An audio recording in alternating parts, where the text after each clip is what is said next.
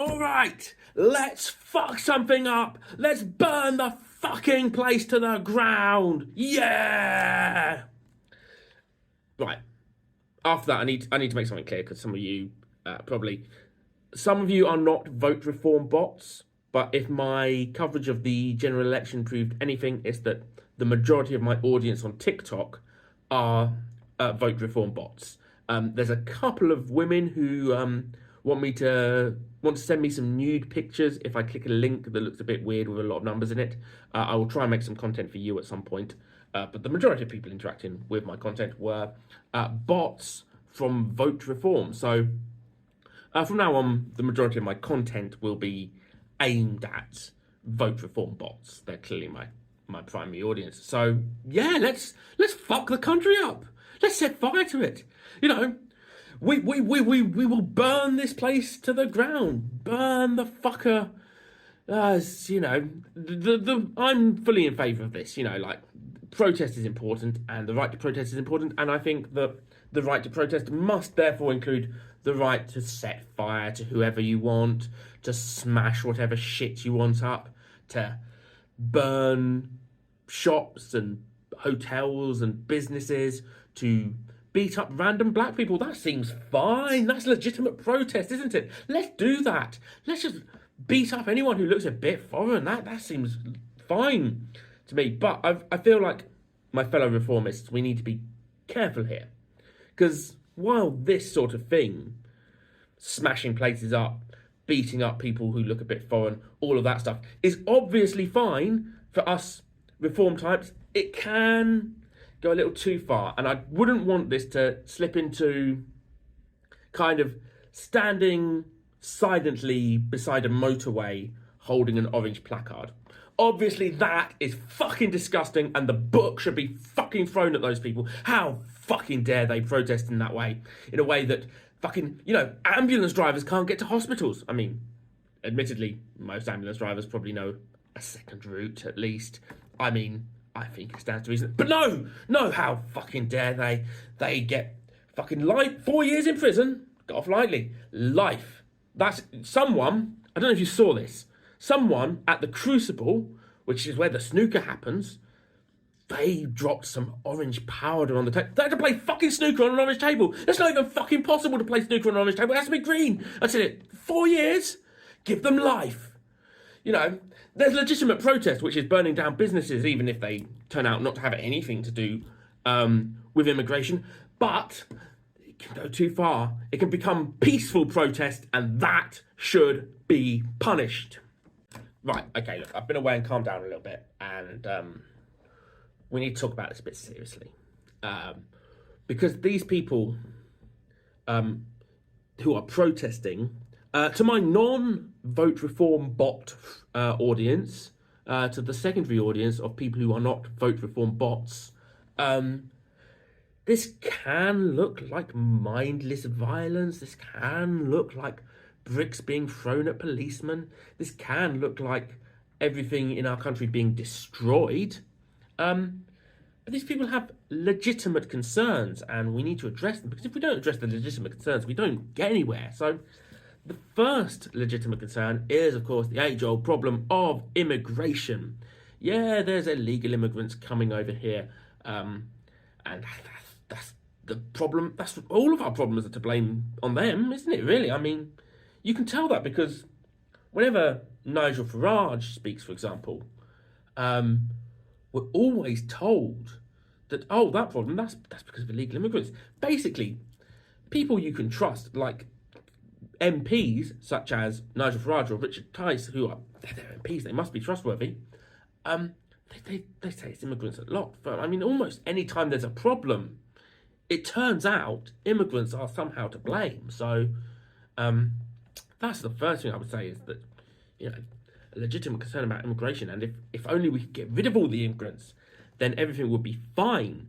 And in absolutely no way did any of the people who now tell us immigrants are the problem tell us a few years ago that the European Union was to blame for everything, and then that didn't turn out to be the case when we got rid of them. So, you know, that's ignore that bit. That's a bit weird, isn't it? No, we should get rid of the illegal immigrants. The second legitimate concern that we need to address is skincare. what you may have noticed about many of the protesters is they're not the best skin. They've not got the best complexion, have they? I think that's fair to say. I think whatever side of the divide you come down on, whether you think these people are mindless thugs or the legitimate people with actual complaints that you think they are, their skincare has been pretty bad as a rule.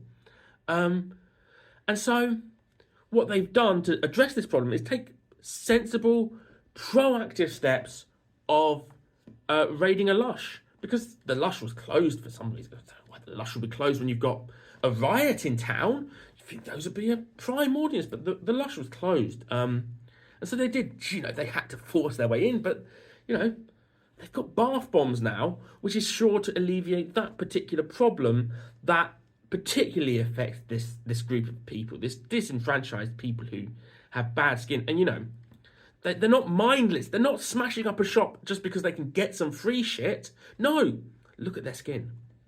Number 3, the third legitimate complaint is we are destroying this planet. We're not looking after it well enough, and it is going to end sooner than it needs to. And what you see in this protest, and I think this is where people on the left, the liberals, they need to get behind the people who are burning shops and looting and stealing right now. Because the people on the left, we need to come together to save the planet. And the third legitimate concern that these people have is that we need to all go vegan, because that's what was left in Greggs. Was all the vegan sausage rolls. Nobody touched them. But all of the meat, all of that produce where animals died, they fucking took that away. That is beyond. Nobody can buy that today in Greggs because they took it. And that is proactive. That is going to save the planet. When we all need to become vegan, these guys are fucking ahead of the game. And I'll tell you this much. When they stole the gingerbread man, there's a picture of a guy coming out with gingerbread men. I'm pretty sure he's asked to see the papers of those gingerbread men and only attacked those who are here illegally. I'm pretty sure these are very targeted things. That's the point here. Is this not like Just Stop Oil, where they stand beside a motorway where literally they could be annoying anyone? Not just people in cars, not just people who are using oil, which is a valuable resource we don't have. They're just, it's mindless. Whereas destroying a Greggs and taking all of the meat products, that to me speaks of a group of people who are deeply concerned about the future and have thought it through quite a bit. And of course, you have a hotel set on fire. Now, to be fair, this hotel has been confirmed to have been housing immigrants. And the only other people in there, would have been hospitality workers.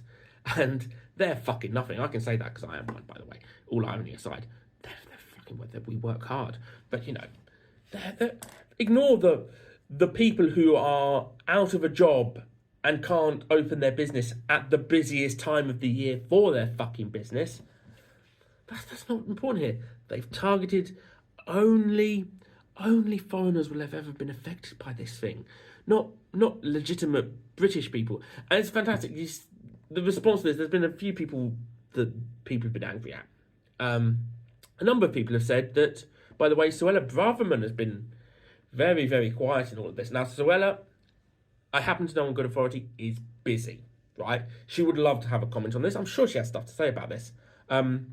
Unfortunately, she did a business deal, and it seems Rwanda are on the phone because they no longer believe that Britain is a safe country. They're having terrible difficulty getting their deal through the courts over there because it turns out we're a pretty dangerous country to come and live in, apparently. And, I mean, legitimately, this could be a way forward. Forget stopping the small boats. What these guys are actually doing, when you look at the reform strategy, when you look at the strategy of the people on the streets burning things down, they're not trying to stop the small boats. they've come up with a new plan. And it's a brilliant plan, which is that rather than stop the small boats, which it turns out you can't do, they're trying to get all of us into small boats to leave the country. We're all going to be seeking asylum anywhere else, frankly, which seems like a good idea. I mean, I would say to the people who want their country back that, in my experience, you only get things back. You only get your money back for something. Things only get returned. The returns policy of most shops is it has to be in the condition it was in when they gave it to you. So frankly, destroying our country and then saying you also want it back is slightly confusing. Some people have got involved and have said some things. Nigel Farage, unfortunately, all this horrible business in the UK kicked off on one of Nigel Farage's brief holidays to the UK from America. So he had something to say. I don't think it was calm down. I think it was more, oh, yeah, it's immigrants who are to blame for this. I think that was what he said. Who else are we angry at? Jess Phillips. Oh, yeah, Jess Phillips. For Reform, Richard Tice and a number of GB News people have targeted Jess Phillips. It's interesting for a group of people who are so opposed to extremes of religion and Sharia law. They do seem to, I mean, like they have something in common, given that they don't respect any woman with an opinion. So she basically said that the reason some Muslims, I think in her constituency, is it Birmingham? Just probably a small bit of Birmingham because that's how these things work. Some people, some Muslims, or at least immigrants, it's hard to say. They turned up and fucked up a pub. Some largely Muslim people is the accusation. I don't know the exact religious makeup of the group, but you know, some people, the kind of people who are getting beaten up by the thugs on the street, not the police. For some reason, these people who very much respect the UK and the rule of law are beating up police officers. Don't know why that is. But other than the police officers, the other people these people are attacking, normal people who happen to have a different colour skin. Some of those people turned up and fucked up a pub. And the Reform people are like, oh, no, hang on a minute. Why aren't people calling this out? Like, oh, look, we told you they were thugs. And it's like, if someone commits an act of evil against you or against your people as a whole, and you go out for revenge, I'm not saying you should go out for revenge. Obviously, I don't think these people should have fucked up a pub. But they are you who have done the first act of violence, you who are threatening them, are at least partly to blame for that, for their reaction. It's not saying it's okay, because this is the other thing, is that suddenly every fucking protest is now under the same microscope. It's like, oh, well, you know, why are they saying we can't burn a hotel to the ground, but, you know, there were protests about this and there were protests about that. And it's like, someone fucked up the Chelsea Flower Show. No, they didn't. They turned a flower orange. It's fucking, we'll get over it. We can play snooker on orange tables. It's fine. But one thing where it does become a slight issue is, of course, Black Lives Matter. And there were violent protests about Black Lives Matter. Incidentally, let's make this very clear.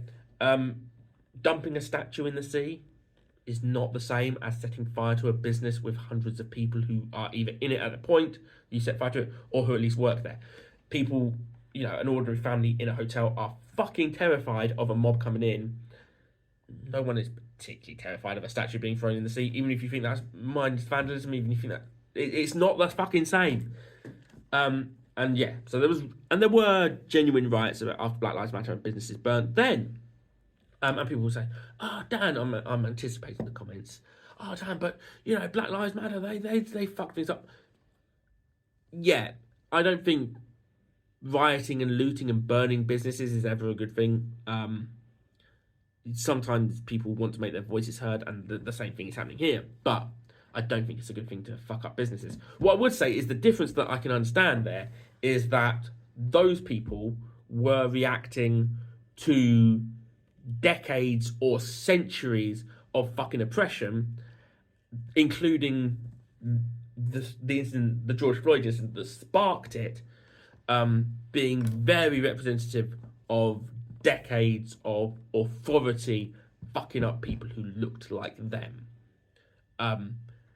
And if you want to talk about a two-tier police state, it is not fucking against white people. Just, it's not. And so I don't support, in Black Lives Matter's case, the rioting and the looting and the destruction of shops and property. But I can fucking understand why they did it. Do you know what I mean? This is the thing, is other than being wound up and having a fake target, because immigrants are by and large not to blame for most problems, they're just the scapegoat. I can't see why people, you know, like, there are people who I think are genuinely just been misinformed, but you can be misinformed and not do this. And so, yeah, like anyone protesting and smashing things up, they're to blame. They've got to take responsibility for that. Who's to blame for this? I mean, a lot of the hatred has been thrown Nigel Farage's way just because he legitimizes this and makes out that the concerns of people are legitimate. Perhaps it's poor education. I understand that those libraries that the Conservatives didn't close down are now on fire. That's another one of the legitimate concerns of this group, is that, you know, school holidays are here and kids spend too much time inside. And sometimes inside libraries who will have clubs for children during the summer holidays. And I think it's a fair response to the legitimate concern that kids are spending too much time inside, for example, inside libraries, that you burn down a fucking library. And I look, show me a time in history where the people burning books were on the wrong side of history. I mean, and I'll burn that book that says that they were, because I disagree with it. But this is the thing. So who's to blame? The quick answer, people jump to the obvious, is Reform and Nigel Farage and the people who spent years demonising immigrants and the people who are smashing things up, because most of them are just thugs looking for a fight, because it's not targeted. It's not actually fucking targeted at anything that will make a difference. It's just fucking anger for the sake. But look deeper than that. Let's not look at the fact that all of our media, the vast majority of our media at least, is crazy right-wing bias who have been putting headlines out there like immigrants are to blame. There's a great one the Mail put up. Okay, so the quote in question is on the Daily Mail front page, and it's "Migrants Blamed for Rising Crime." Now, this is an interesting headline, because what it doesn't say, there's a very key difference here, is it's not migrants to blame for rising crime. That is a very different thing. What it's essentially saying is that people are blaming migrants for a rising crime. And you get through the story, you probably find the statistics are that there's no more crime committed by migrants than there is by indigenous white people. Usually there's less. But for some reason, the headline, the bit that everyone is going to see, regardless of whether they read on, and the bit that will stick in your head, and the bit that if you already think that way, you're going to say, see, I was right, is migrants blamed for rising crime. And there are hundreds of these stories across the newspapers every day. And people will say, oh, well, they're obviously to blame because they have been spreading information that suggests that migrants are to blame. No. Let's look deeper than that. Let's look at the fact that these riots happened, right, under a Labour government. And Keir Starmer has been in power for 4 weeks now, which means he has had 4 weeks to magically fix the country. People can't blame the Conservatives for this. They're gone. They've been gone for fucking ages. Keir Starmer's had 4 weeks to magically turn around this country. So all of the problems you're seeing at the moment, we can't trace them back any further than 4 weeks because that's when everything changed. So yeah, the Labour Party are to blame. Also, interesting fact about the Labour Party, they gave, and this is true because a Conservative MP said it in the run-up to the election, the Conservatives gave councils 7 bins, 7 different recycling bins. What was being thrown at police? Bins. Yeah, see? And, you know, Muslims are to blame. Like, you see a mosque with its window smashed in, and I've been looking at right-wing newspapers and right-wing commentators on Twitter, and it turns out, if they didn't want their window smashed in, the solution from the right-wing commentators that I've seen on Twitter is they shouldn't have had windows. And you can't argue with that. You can't argue with that. If they didn't have windows, the windows wouldn't have been smashed. So, you know, fucking blaming reform. My bot friends, we must rise up. I'll tell you one thing that did strike me, though, is that on a personal level, as tattoos have become... The tattoos are normal now, right? There was a thing when I was young, even, not that long ago, maybe 10 years ago, where sort of like people would look at you, you've got a tattoo, you won't get a job if you've got a tattoo. Now it's very much normal and everyone has tattoos. And I sort of feel sometimes like I'm left behind because I don't know what I get a tattoo of. You know, like my kids' names, it just doesn't feel like it's as meaningful as being there for them. Something from Doctor Who, maybe. I'll just wear a t-shirt. Why would I get something permanently inked on my body? But it kind of occurred to me with this that, like, a lot of times I feel like, am I boring? Am I just scared of the pain? You know, maybe I should get a tattoo. It occurred to me with this that the people like me, who are the most kind of like, the least likely to get tattoos, the sort of boring middle-class people, are also the people least likely to become involved in the kind of mass criminality where having a really identifiable mark on your body might be a problem. Like, I feel like if I was the kind of person who would genuinely participate in riots, I maybe wouldn't have Millwall across my forehead. I would look for a guy with Millwall on his head. Oh, I'm sure we'll find him very, very soon. Oh, he's got a full back tattoo of Suella Braverman. Oh, we'll never find this guy. My favourite tattoo of this incident is there was a guy who was lifting up his shirt. He had a swastika on his tattoo, which incidentally is a red flag anyway. Like, I don't think anyone's got a swastika tattoo ironically. I think the moment you see a swastika tattoo, you could just assume they were involved in this somehow, or if they weren't, they will be in the next one. They've got a swastika tattoo and he's holding up his shirt, showing off his swastika tattoo, and he pulls his shirt down, and there, roughly where the swastika tattoo was, he's got one of those small metal pin badges that the Poppy Appeal give out now. It's like he's got a poppy over a swastika. I mean, they say lest we forget. I think that guy's forgotten, if I'm honest. Now, a couple of bits of in fairness. Nigel Farage has said that he is appalled at the scenes in this country over the weekend.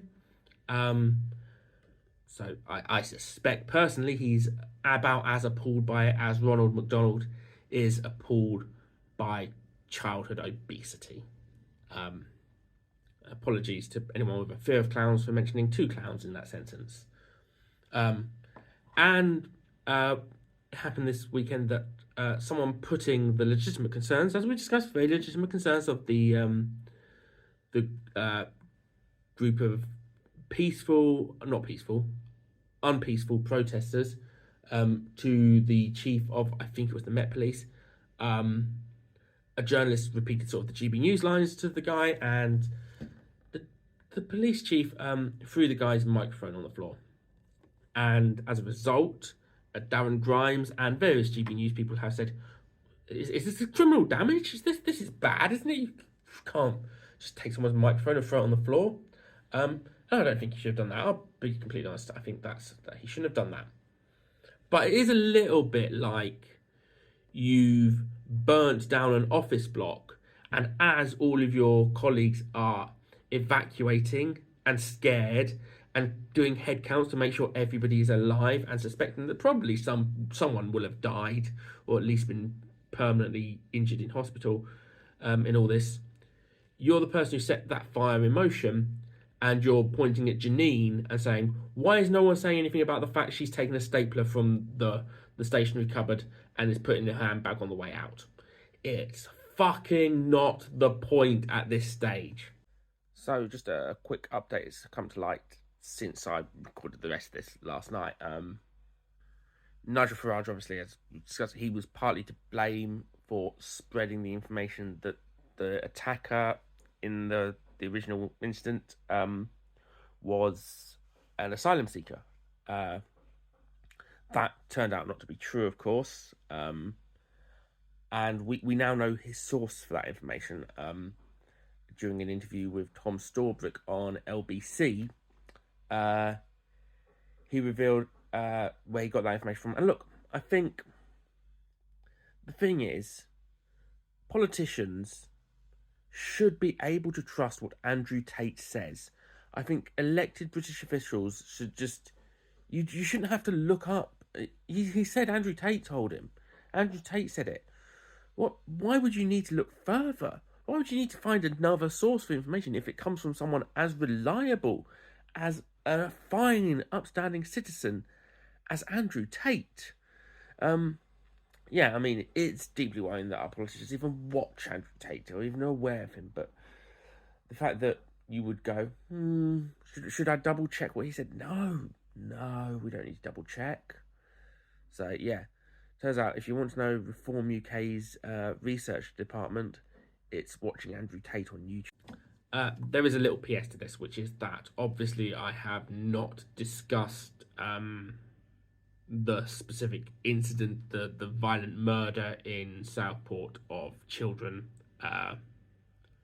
in this video, because a lot of what I've been saying is taking the piss, a lot of it is joking around. It's genuinely, it's just so not appropriate to talk about the murders at Southport in that context, but they are being used as the excuse for this, as if anyone in the community of Southport where the first rioting took place, if you are worried, if you've either lost your children or you're worried that your child is going to be attacked in the street, the last thing you want is a bunch of thugs coming and smashing up at a time where their community is vulnerable, at a time where their community is upset, at a time where their community is worried about their children. This is not what they want, and this is not what they need. And there's been so many great stories out of Southport of people just rebuilding after it. That's great. And also, just because kids seem to get blamed for everything, Taylor Swift fans, because there's a Taylor Swift dance thing, have been donating a lot of money to GoFundMe to sort this out. And I think there's just something like, that's the hopeful thing. That's the thing, is that you see these protests, and they're not all, but a lot of them are sort of middle-aged, fat, balding men, and then you see that kids of sort of school age are going, well, they were dancing to Taylor Swift, and we're Taylor Swift fans, so here's some money, hope it can help. But yeah, look, the events in Southport are fucking disgusting, and they are awful. The guy's been caught, and that's great, and I hope he spends the rest of his life rotting in prison. But it has nothing to do with the riots at this stage. Nothing that's happened since then. It's an excuse for them. That's what they're using it as. They're using it as an excuse, but it is not the cause of it for most people. Most people involved in these riots went out looking for a fight. They did not care what the inciting incident was. If you ask most of the people throwing bins at policemen the names of those children that died, or well, I guess they probably haven't been released, but if you ask them for specific details of the incident that led to this, they couldn't tell you. They are thugs. They are looking for a fight.